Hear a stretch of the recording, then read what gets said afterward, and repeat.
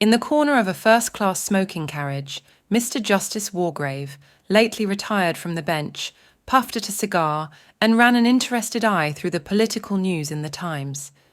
He laid the paper down and glanced out of the window. They were running now through Somerset. He glanced at his watch. Another 2 hours to go. He went over in his mind all that had appeared in the papers about Soldier Island. There had been its original purchase by an American millionaire who was crazy about yachting, and an account of the luxurious modern house he had built on this little island off the Devon coast. The unfortunate fact that the new third wife of the American millionaire was a bad sailor had led to the subsequent putting up of the house and island for sale. Various glowing advertisements of it had appeared in the papers. Then came the first bald statement that it had been bought by a Mr. Owen. After that, the rumours of the gossip writers had started. Soldier Island had really been bought by Miss Gabrielle Turle, the Hollywood film star. She wanted to spend some months there free from all publicity. Busy Bee had hinted delicately that it was to be an abode for royalty.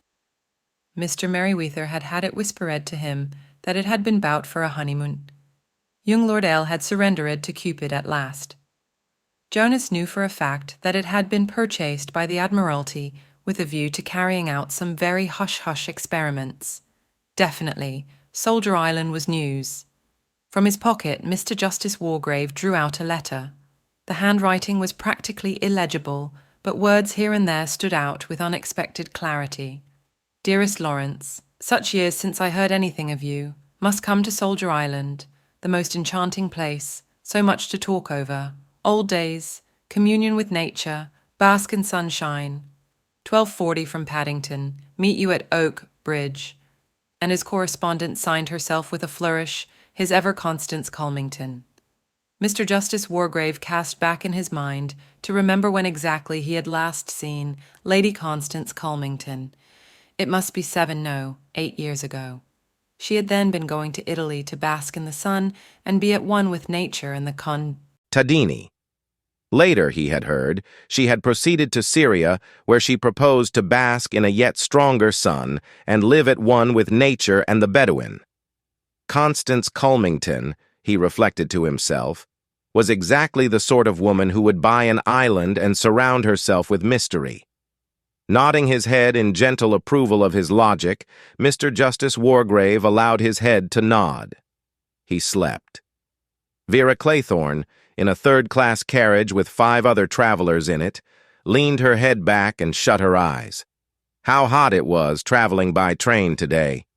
It would be nice to get to the sea. Really a great piece of luck getting this job. When you wanted a holiday post, it nearly always meant looking after a swarm of children. Secretarial holiday posts were much more difficult to get. Even the agency hadn't held out much hope. And then, the letter had come. I have received your name from the Skilled Women's Agency, together with their recommendation.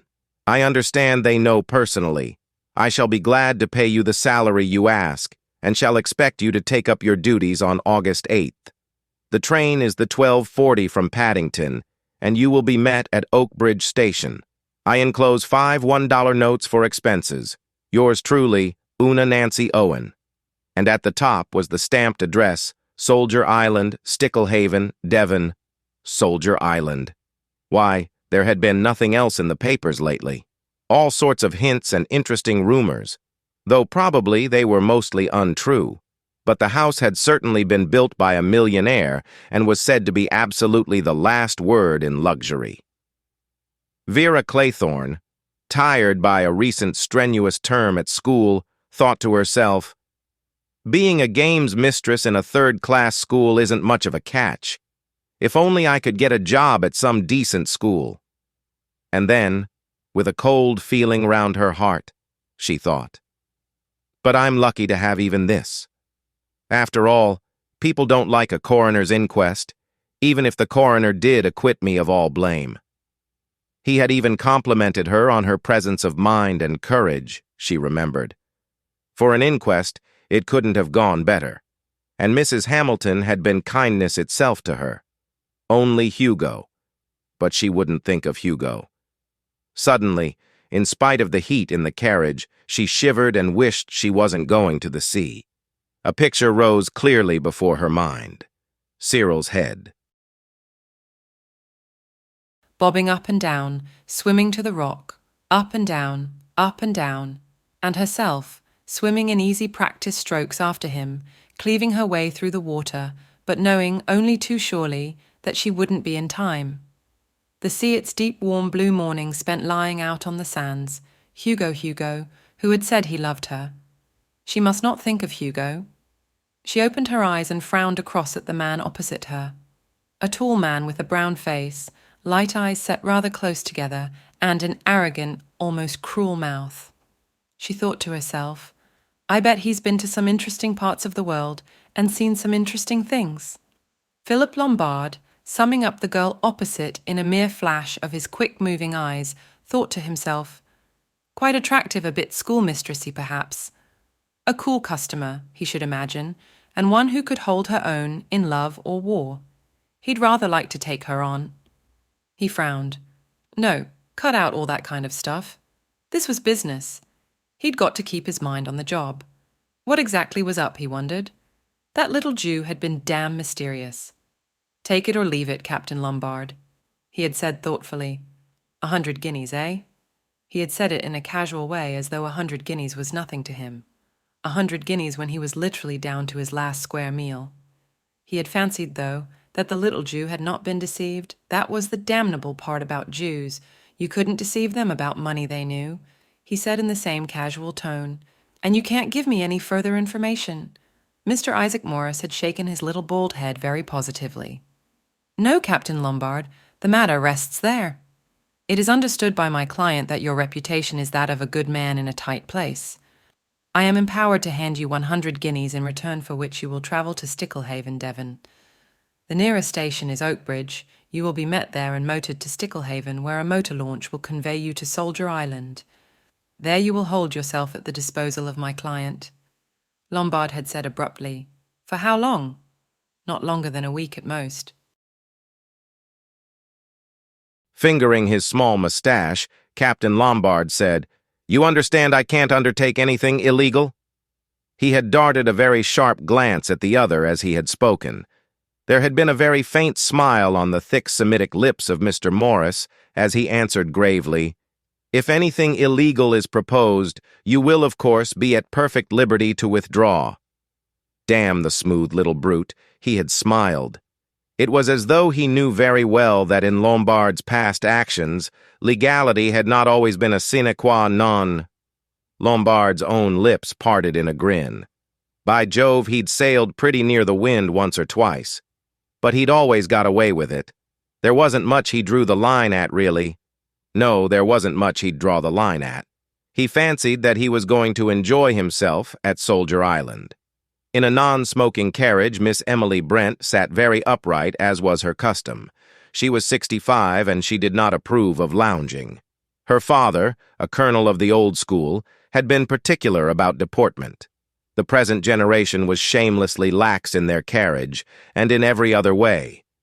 Enveloped in an aura of righteousness and unyielding principles, Miss Brent sat in her crowded third-class carriage and triumphed over its discomfort and its heat. Everyone made such a fuss over things nowadays. They wanted injections before they had teeth pulled. They took drugs if they couldn't sleep. They wanted easy chairs and cushions, and the girls allowed their figures to slop about anyhow and lay about half naked on the beaches in summer. Miss Brent's lips set closely. She would like to make an example of certain people. She remembered last year's summer holiday. This year, however, it would be quite different. Soldier Island. Mentally, she reread the letter which she had already read so many times.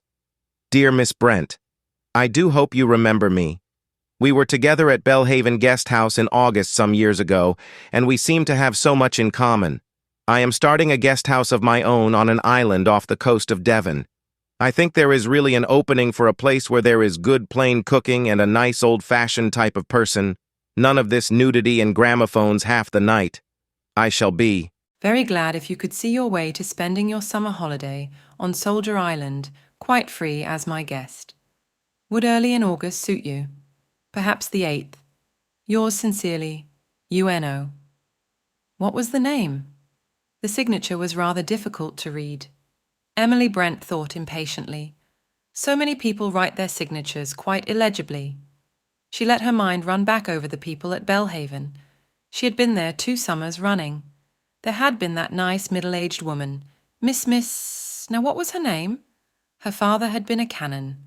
And there had been a Mrs. Alton-Orman. No, surely it was Oliver. Yes, Oliver. Soldier Island? There had been things in the paper about Soldier Island. Something about a film star, or was it an American millionaire? Of course, often those places went very cheap. Islands didn't suit everybody. They thought the idea was romantic, but when they came to live there, they realized the disadvantages and were only too glad to sell. Emily Brent thought to herself, I shall be getting a free holiday at any rate. With her income so much reduced, and so many dividends not being paid, that was indeed something to take into consideration. If only she could remember a little more about Mrs. or was it Miss Oliver? General MacArthur looked out of the carriage window.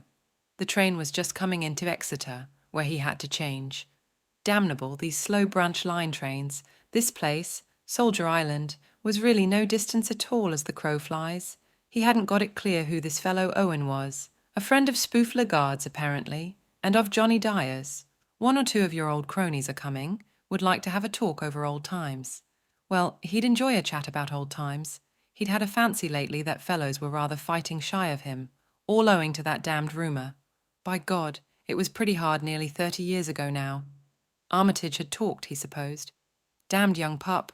What did he know about it? Oh well, no good brooding about these things. One fancied things. Sometimes, fancied a fellow was looking at you queerly.